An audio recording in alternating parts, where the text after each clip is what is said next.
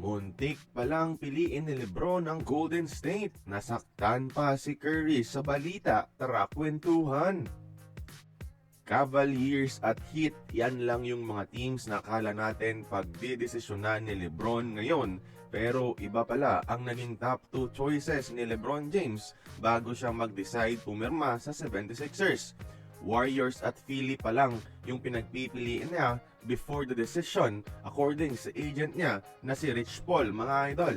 Hindi rin kasi maalis ni Lebron sa kanyang isipan ang ganda ng posibilidad na maglaro kasama si Stephen Curry na bagay talaga sa kanyang playstyle at kasama ang best friend na si Draymond Green. At syempre, nasa California lang ito, malapit sa bahay nila sa LA, fit sa factor ng decision making niya para sa kanyang anak na babae.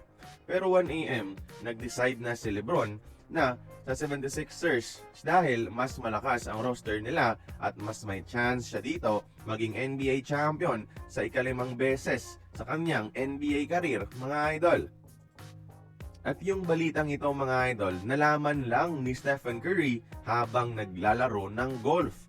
Fan pa mismo ang nag-inform sa kanya. LeBron just signed to the Sixers.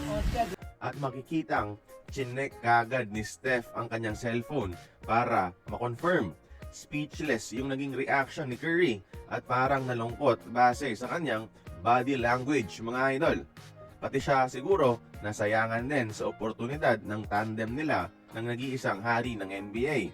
Isa din siguro sa mga naging factor bakit di sila pinili ni Lebron down the line ay dahil hindi natuloy ang pagkuha nila kay Anthony Davis sa trade.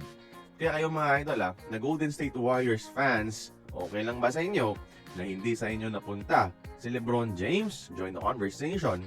Magkomento lamang sa ibaba.